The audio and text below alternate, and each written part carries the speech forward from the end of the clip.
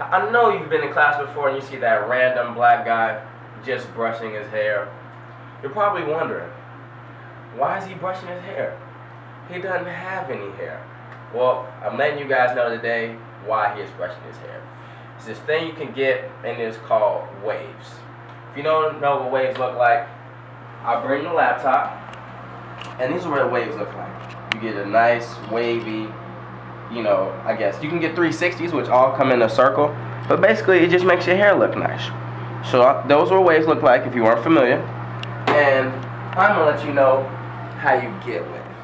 Before you even attempt to get waves, there are gonna be three things you need. You're gonna need a brush. You need the soft side and the hard side, depending on how long your hair is. Sporting waves, not too thick. It's a good grease that you can use to smooth, rub it in your hands, put on your hair, all that good stuff. But I'll show you how to do that. And then, to top it off, use your do-rag. This little black thing right here. You tie it over the head. After you put your grease in, you did your work, you lay it down, keeps your hair flat. So, now that you know what these products look like, I'm going to show you the process. And after I show you the process, I'll let you know what everything you should do. So, you see people brushing their hair all the time. You don't really need to brush your hair all the time, even though you see me in class. And I try to, brush my hair every 10, 20 minutes. I've just had this problem with brushing my hair ever since I was little. So, you brush your hair, you want your hair to be damp. Get a good, good amount of water in your hair. So, get your washcloth, whatever it is you use. Some people actually dampen their brush. I like to use a washcloth instead. And you want to get it hot. So as hot as your fingers can stand it.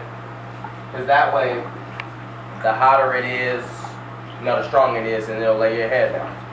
So we're working on that. Getting the water hot. You got the water hot. Squeeze it out. You want it to be, soaking and getting everything wet. So after you get it wet, put it over your hair. Get some moisture in your hair. Good and wet. You're off to a good start so far. You're off to a good start. And after you do that, depending on how damp it is, I got a good amount of my hair right now. And after that, you're gonna get the grease. This is what it looks like. It actually smells good, by the way. You don't want to get too much. You know what? Solid amount, put on your finger, and you're gonna rub it. I don't know if you ever seen anybody before, but try to put grease in their hair and they don't rub it correctly in their hands, and they have like globs of whiteness in their hair. That's why. So when you're trying to get waves, make sure that you're rubbing the grease in, and that way you're just gonna go all around, because your head you want to brush around the crown. So you're gonna spread the grease out evenly, proportionally around the crown of your hair. Then, if you feel you need some more, get some more. If not. Then you're gonna get the brush. Seeing I don't have super waves yet because I had a mishap at the barber shop, so I had to start from scratch. So right now I'm probably in about, say, week 2.5, week 3 of the process. It takes time. You're not gonna get waves overnight. So with that being said, I've put the grease in. I've damped my hair. Since my hair has a little bit of length, I'm gonna use the harder side of the brush. And you're gonna brush straight. There's some places I can say, brush anywhere from 50 times in each direction of your head. That's a little bit too much. But you want to continue to brush around the crown of your head until your head is no longer damp. Then you'll keep brushing. And then when you look in the mirror, you'll probably see, actually see some riblets coming in, depending on how far of a stage you're into your wave cycle. And after you do that, matter of fact, I have like a couple of riblets at the top, not much. Had to go through that process. And then you're gonna do-rag. You're gonna get a good, nice one that you can see through. I can see through mine, so your hair won't suffocate. Slide it over your head. People, tie theirs any kind of way. So basically, you can just put it on. Make sure you get it tight. Now I sleep well, so I have to, have mine a little snug. Because I remember even when I was younger, I used to work so hard to get waves, and I never could do it. Because the do-rag would always come off. But now, I've tied it. So, after I did that, that's the process of what you should do.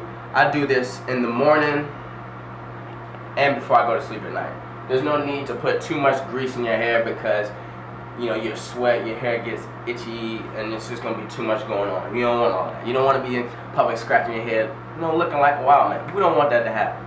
Once you put just enough grease in your hair, proportion it out, and brush it.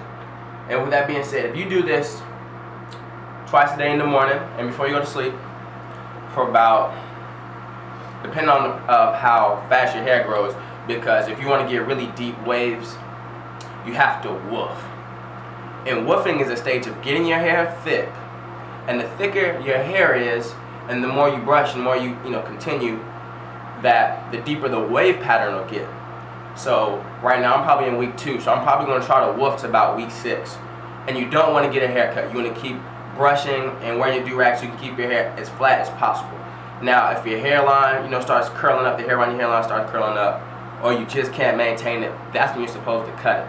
And then when you cut it, you will have a nice, deep wave pattern. Now, you're not going to get, like the guys in this picture, amazing 360 waves overnight. I mean, it takes months and months of practice, because the more you do it, the deeper the pattern will get, and the more you do it, the nicer you'll get. So, if anybody ever tells you want waves, remember, you're going to need these 3 things. You need the brush, you need the spoon waves, and you're going to need the do-rag. With hard work and dedication, you too can have great waves. Now, I say you too because I obviously have mine, so maybe in a month or so I should definitely have a nice good wave pattern. But until then, I'll be working. Hopefully you do the same. And if you have any questions, leave a comment. I'm Justin, and I'm out.